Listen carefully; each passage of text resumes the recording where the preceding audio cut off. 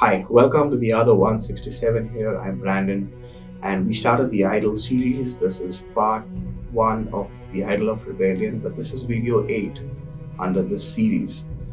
And we established that idol worshipping is not only people who make literally idols, carved images or anything which is molded or something that's sculpted, but rather an idol is anything that takes up a major portion of your life. Basically, anything that takes up a major portion on your mind during the day or any time, or anything that's bothering you, or anything that's being exalted above God, anything which is taking you or is keeping you away from prayer, keeping you away from faith, keeping you away from reading the Word of God, that becomes an idol in our lives. And we've established several idols. This is the idol of rebellion. Now, again, where does the quality of, point number one, where does the quality of rebellion come from? If someone kills someone, probably that person may have, maybe that person was supposed to lend him money and did not lend him money, and out of anger or something, killed that person. Now, the problem is the fact that he killed him, but the root problem is insecurity. The root problem is anger. The root problem is the sin of anger, the sin of insecurity, the sin of revenge, the sin of unforgiveness, the sin of pride, the sin of envy. All of these things. There's a root cause as to what causes us to behave in certain ways in this life when we are in this flesh. And so, where does rebellion really come from? And it actually comes from the adversary, which is the devil, which is Satan. That's where the rebellion comes from. And why I'm trying to address on the idol of rebellion is because anyone who sins is actually in rebellion to God. If I shut this and began watching, say, pornography, or maybe say if I went and say abused someone, that itself is rebellion. If I was in my right mind, if I had the Spirit of Christ with me, I wouldn't do those things. I'm simply separated from God, which is what causes me to act in these ways. So anyone who sins is always by default in rebellion with God. Now, as Christians, as believers, as born again children, as children of the Most High, rebellion can become an idol in our lives when we have rebelled in small or big ways, and we probably are not even aware of it. And it's certainly disobedience.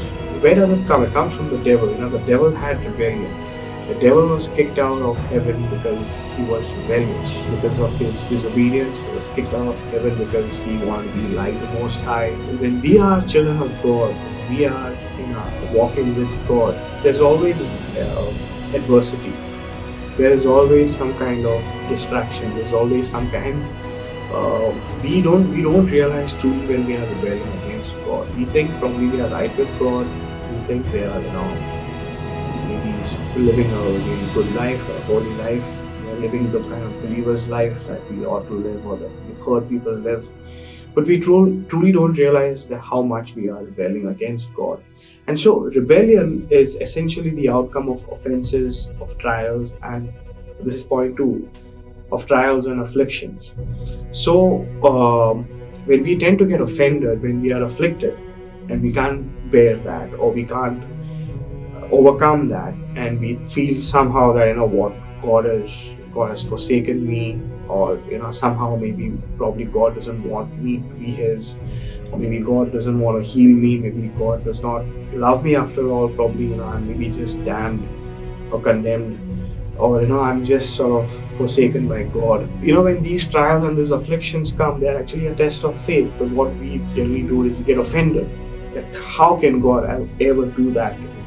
Why should God ever do that? Look at that person. He's not even saved. He doesn't even probably love God, or she doesn't love God. And how come God is so good to them? And why is this happening to me? And what happens is we use these offenses or through trials as a way to get angry with God. Okay, because this has happened now, what, I'm going to do this. Maybe I'm going to show God that I can also do things by myself. How can God put me through this? And then what happens is those feelings of anger grow inside of us. It is just not healthy to actually have those things inside of us. And so it becomes an idol. A lot of Christians then backslide because of the offenses, because of the toll those offenses have taken over them. And then rebellion becomes an idol when exalted above the knowledge of God. Anything that is exalted above the knowledge of God becomes an idol. And if we do not cast it down in the right hand, then it weighs us down and we get ourselves back on track. I hope this lesson has helped you. We will move into part 2 of the idol of rebellion, which is the video 9. Thank you for your precious time.